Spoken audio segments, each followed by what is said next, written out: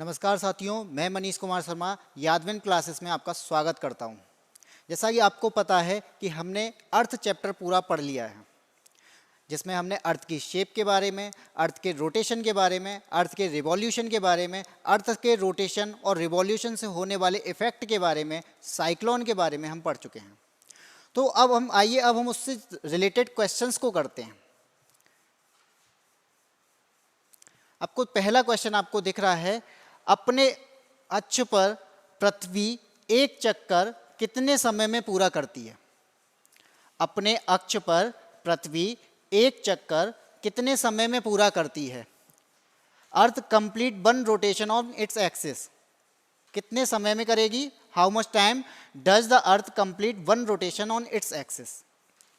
आपको पता है कि ये अर्थ है, ये इसकी एक्सिस है। हमें पता है कि पृथ्वी इस एक्सिस पे क्या करती है? चक्कर लगाती है। और वो चक्कर कितने समय में पूरा करती है? एक चक्कर कितने समय में पूरा करती है? एक चक्कर पूरा करने में कितना टाइम लगता है? 23 घंटे 56 मिनट 4 सेकंड। पृथ्वी अपने अक्ष पर जब घूमती है, अपने एक्सिस पर जब रोटेट होती है, तब कितना टाइम लगाती है? 23 घंटे 56 मिनट 4 सेकंड में। तो इसका आंसर क्या होगा? इसका आंसर होगा बी। क्या आंसर होगा? बी। 23 घंटे 56 मिनट 4 सेकंड में पृथ्वी अपने एक्सिस पर घूम जाती है। ठीक है। इसके बाद अगला क्वेश्चन है, पृथ्वी को सूर्य की परिक्रमा करने में कितना समय लगता है? पृथ्वी को सूर्य की परिक्रमा करने में कितना समय लगता है? How long does it take the earth to orbit the sun? कितना समय लगता है? हमने आपको बताया था, पृथ्वी जब एलिप्टिकल पाथ में चक्कर लगाती है, आपका सेंटर में होता है सन। अर्थ जब यहाँ से रोटेट करती है, रोटेट होने के साथ में ये रिवॉल्व भी कर रही है। क्या कर रही है? ये रिवॉल्यूशन भी करती है। और ये इस जगह से जब घूमती है, इस जगह से घूमना स्टार्ट करती है और पूरा चक्कर जब लगाती है, तो इसको लगता है टाइम कितना? 365 दिन और 6 घंटे। कितना टाइम लगता है? 365 दिन और 6 घंटे। तो इसका आंसर कौन सा होगा? बी। क्या होगा? 365 दिन और 6 घंटे। 365 दिन 6 घंटे में पृथ्वी सूर्य की परिक्रमा पूरी करती है। ठीक। इसके बाद में अगला क्वेश्चन है, पृथ्वी पर दिन तथा रात्रि चक्र किसके कारण होता है? What causes the day and night cycle on earth? दिन और रात्रि किस वजह से होता है? यहाँ पे आपको ऑप्शन दिए हैं। एक दिया है रोटेशन, सेकंड ऑप्शन है रिवॉल्यूशन, थर्ड ऑप्शन है बोथ रोटेशन और रिवॉल्यूशन दोनों। इसके बाद में दिया है नन ऑफ देम। तो इसका आंसर क्या होगा? इसका आंसर होगा, आपको पता है पृथ्वी जब अपनी अक्ष पर घूम रही होती है, पृथ्वी जब अपनी अक्ष पर घूम रही होती है, तो इसकी वजह से क्या होता है? इसकी वजह से क्या क्या इफेक्ट होते हैं, ये हमने पढ़ा था। हमने पार्ट 2 में क्या पढ़ा था कि इस पृथ्वी के रोटेशन की वजह से, पृथ्वी के रोटेशन की वजह से क्या होता है? दिन और रात होते हैं। 3 इफेक्ट पढ़े थे। रोटेशन की वजह से क्या क्या इफेक्ट होते हैं? पहला इफेक्ट, दिन और रात बनते हैं। दूसरा इफेक्ट क्या था? दूसरा इफेक्ट था सूर्य का ईस्ट में उगते हुए दिखना और वेस्ट में छिपते हुए दिखना। तीसरा इफेक्ट हमने पढ़ा था कोरोलिस इफेक्ट, जिसकी वजह से साइक्लोन और एंटी साइक्लोन बनते हैं। ठीक है। तो इस डे और नाइट हमने किस वजह से पढ़े? डे और नाइट किस वजह से बन रहे हैं? ये आपके बनते हैं रोटेशन की वजह से। किस वजह से बनते हैं? पृथ्वी के अपनी एक्सिस पर घूमने की वजह से। आए समझ? इसके बाद में आपका अगला क्वेश्चन है, पृथ्वी अपनी धुरी पर किस दिशा में घूमती है? In which direction does the earth rotate around its axis. पृथ्वी अपनी धुरी पर, धुरी का मतलब है एक्सिस, ठीक है, एक्सिस पर किस दिशा में घूमती है। आपको पता है इधर होता है ईस्ट, इधर होता है आपका वेस्ट। पृथ्वी कैसे रोटेट करती है, इस साइड, तो ये क्या हो गया, वेस्ट टू ईस्ट। पृथ्वी किस साइड मूव कर रही है, वेस्ट टू ईस्ट। किस पे, अपनी एक्सिस पर वेस्ट टू ईस्ट मूव करती है। अपनी एक्सिस के अलावा इसका आंसर क्या होगा, ए, वेस्ट टू ईस्ट, ठीक है। इसके अलावा जब पृथ्वी इलिप्टिकल पाथ में चक्कर लगाती है, वो भी आपका वेस्ट टू ईस्ट ही होता है।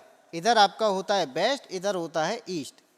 जब इलिप्टिकल पाथ में चक्कर लगाती है उसकी भी डायरेक्शन वेस्ट टू ईस्ट होती है, और अपनी एक्सिस पर जब घूम रही है तब भी उसकी डायरेक्शन वेस्ट टू ईस्ट ही होती है। इतना समझ में आया।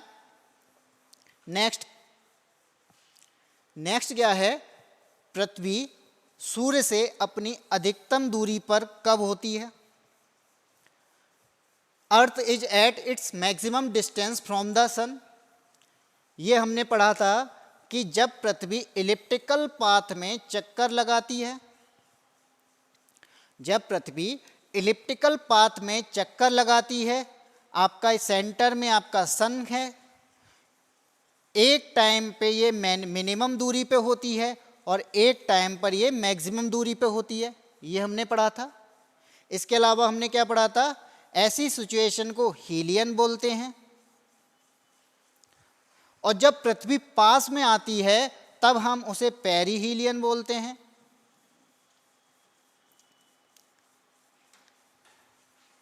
और जब पृथ्वी दूर पे, सबसे ज़्यादा दूर होती है, मैक्सिमम दूरी पे होती है, तब हम उसे एपहीलियन बोलते हैं।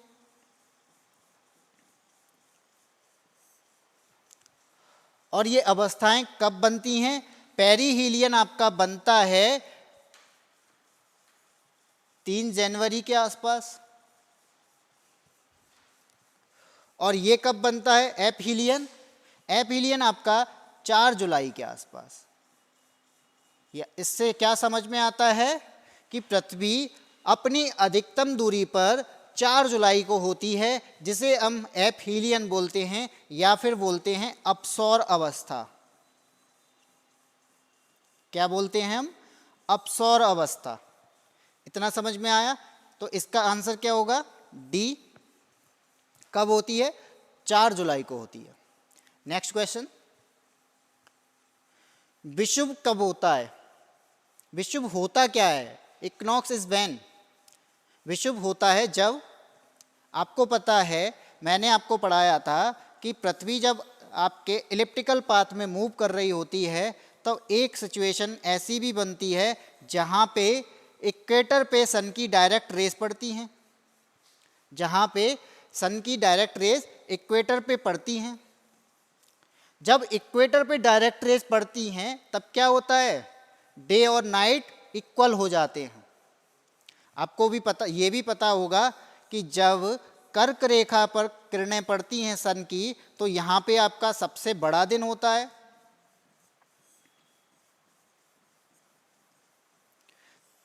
और मकर रेखा पर जब पड़ती हैं तब क्या होता है, सबसे छोटा दिन होता है।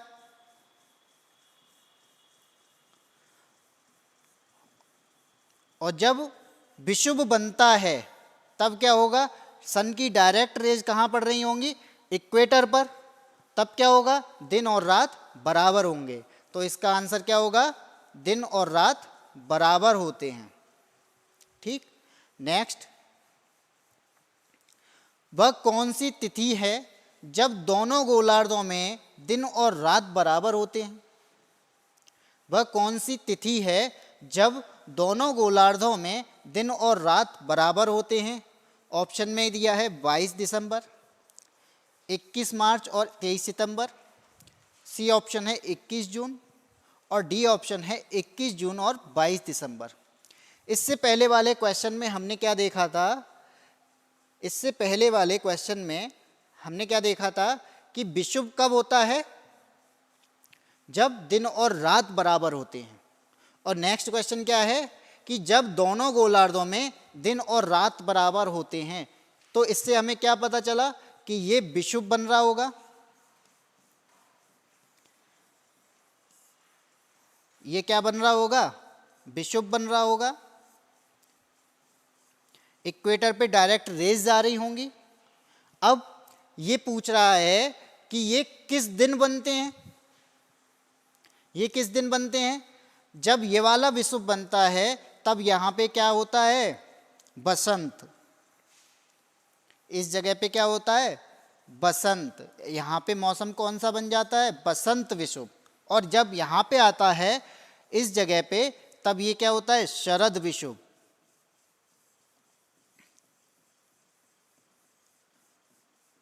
बसंत विषुव कब पड़ता है, मार्च के आसपास। ये कब पड़ता है, मार्च। और मार्च में भी कब, 21 मार्च। ये कब पड़ेगा, मार्च में। और मार्च में भी कब पड़ेगा, 21 मार्च। और शरद विषुव कब पड़ता है, सितंबर में। और कब पड़ेगा, 23 सितंबर को। 21 मार्च और 23 सितंबर को क्या पड़ता है, विषुव पड़ता है। यानी जो सन की रेज होती हैं वो कहाँ जा रही होती हैं, इक्वेटर पे होती हैं। और दोनों गोलार्धों में, नॉर्थ हेमिस्फीयर और साउथ हेमिस्फीयर में दिन और रात की अवधि क्या होती है, इक्वल होती है। 12 घंटे का दिन और 12 घंटे की रात होती है। और ये कब होता है, 21 मार्च और 23 सितंबर को। तो इसका आंसर क्या होगा, बी। क्या होगा इसका आंसर, बी। इसके बाद नेक्स्ट है, निम्नलिखित में से किस तिथि को उत्तरी गोलार्ध में शीतकाल अयनांत होता है।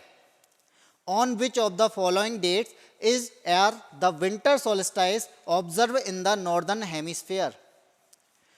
इसमें आपको क्या दिख रहा है, ऑप्शन में दिए हैं 22 दिसंबर, 10 जनवरी, 5 अगस्त और बोथ ए एंड सी, यानी 22 और 5 दोनों। और पूछा क्या है हमसे, उत्तरी गोलार्ध में शीत अयनांत। ये स्थिति आपको पता है ये कब बनती है, एलिप्टिकल पाथ में। जब पृथ्वी पर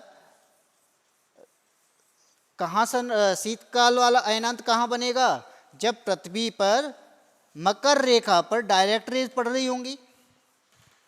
कब, मकर रेखा पर डायरेक्ट रेज पड़ रही होंगी।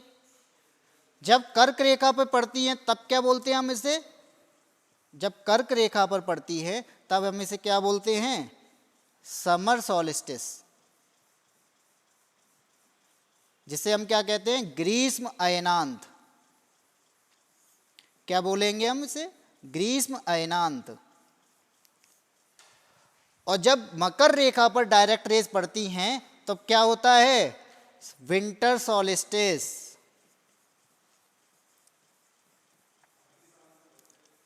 जिसे क्या बोलते हैं हम, शीत अयनांत।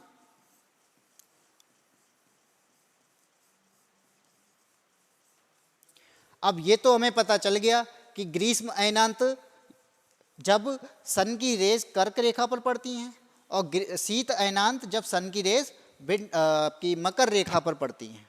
लेकिन इसने पूछा क्या है कि ये पड़ती किस तिथि को हैं। तो हमें पता है ग्रीष्म अयनांत आपका कब पड़ता है, 21 जून को। कब पड़ता है, 21 जून को।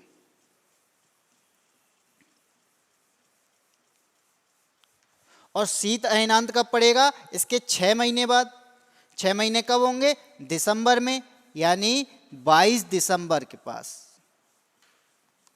तो शीत अयनांत कब पड़ रहा है, 22 दिसंबर को। ऑप्शन में कहाँ है 22 दिसंबर, ए ऑप्शन पे। इसका राइट आंसर क्या होगा, 22 दिसंबर। निम्नलिखित में से उत्तरी गोलार्ध में शीतकाल अयनांत कब बनता है, 22 दिसंबर को। इसके बाद नेक्स्ट है, मौसम बदलने का कारण क्या है। What is the reason for change of season. ये हमने पढ़ा था, सीजन चेंज कब होते हैं, मोशन ऑफ अर्थ की वजह से। अर्थ की मोशन कितने टाइप की होती है? रोटेशन और रिवॉल्यूशन। रोटेशन को हम कहते हैं घूर्णन और रिवॉल्यूशन को क्या कहते हैं? रिवॉल्यूशन को हम कहते हैं परिक्रमण। तो ये को बोल रहा है मौसम बदलने का कारण क्या है? रोटेशन की वजह से क्या क्या होता है? रोटेशन की वजह से होता है आपका दिन और रात का बनना। दूसरा रीजन क्या है? सूर्य का पूर्व में उदय होते दिखना और पश्चिम में अस्त होते दिखना। तीसरा कोरोलिस इफेक्ट, जिससे साइक्लोन और एंटी साइक्लोन बनते हैं। दूसरा हमारा था रोटेशन, रिवॉल्यूशन, जिसे हम कहते हैं परिक्रमण। परिक्रमण के समय क्या होता है? सीजन्स बनते हैं। मौसम बदलने का क्या कारण है? रिवॉल्यूशन। अब यहाँ पे रिवॉल्यूशन क्या होगा? अब ऑप्शन में पढ़ेंगे। पृथ्वी का सूर्य के चारों ओर चक्कर लगाना। पृथ्वी का सूर्य के चारों ओर चक्कर लगाना सही बात है, ये हमें सही दिख रहा है, यानी ये तो हमारा रिवॉल्यूशन हो गया। दूसरा कह रहा है पृथ्वी का अपनी धुरी पर घूमना। अपनी धुरी पर कब घूमती है? जब रोटेशन होता है। ये क्या है? रोटेशन। तो ये क्या हो जाएगा? यहाँ पे ये गलत हो जाएगा। सी क्या है? पृथ्वी का सूर्य के चारों ओर चक्कर लगाना। तो सूर्य के चारों ओर चक्कर लगाने का मतलब रिवॉल्यूशन, परिक्रमा कर रही है, ये भी सही है। और फिर लिखा है अपने अक्ष पर झुकाव होना। अपने अक्ष पर झुकाव होना, जिस वजह से क्या होता है? हमारे यहाँ समर बनते हैं और विंटर सॉलिस्टिस में विंटर होता है। तो क्या हो गया? इसका आंसर ए नहीं होगा, इसका आंसर क्या होगा? सी। पृथ्वी का सूर्य के चारों ओर चक्कर लगाना और अपने अक्ष पर झुके होने की वजह से क्या होता है? मौसम बदलते हैं, सीजन्स बनते हैं। इतना समझ आया? नेक्स्ट, चक्रवात की दिशा क्या होती है? What is the direction of cyclone? ये हमने पढ़ा था कि साइक्लोन की डायरेक्शन कैसी होती है, कब आती है, साइक्लोन कब आता है, हमने ये पढ़ा है। ऑप्शन में आपको दिया गया है उत्तरी गोलार्ध में घड़ी की सुई के विपरीत और दक्षिणी गोलार्ध में घड़ी की सुई के अनुकूल। सेकंड ऑप्शन दिया है उत्तरी गोलार्ध में घड़ी की सुई के अनुकूल और दक्षिणी गोलार्ध में घड़ी की सुई के विपरीत। यहाँ पे अनुकूल का मतलब है क्लॉकवाइज और विपरीत का मतलब है एंटी क्लॉकवाइज। हमें पता है चक्रवात के लिए क्या करते हैं हम? लो प्रेशर जोन जब बनता है कहीं पे, और ये पूछ रहा है जब भी लो प्रेशर जोन बनेगा, अब पहले ऑप्शन को लेके चलते हैं उत्तरी गोलार्ध में।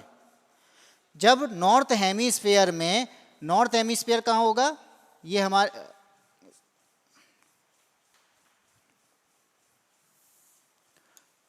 ये हमारी अर्थ है।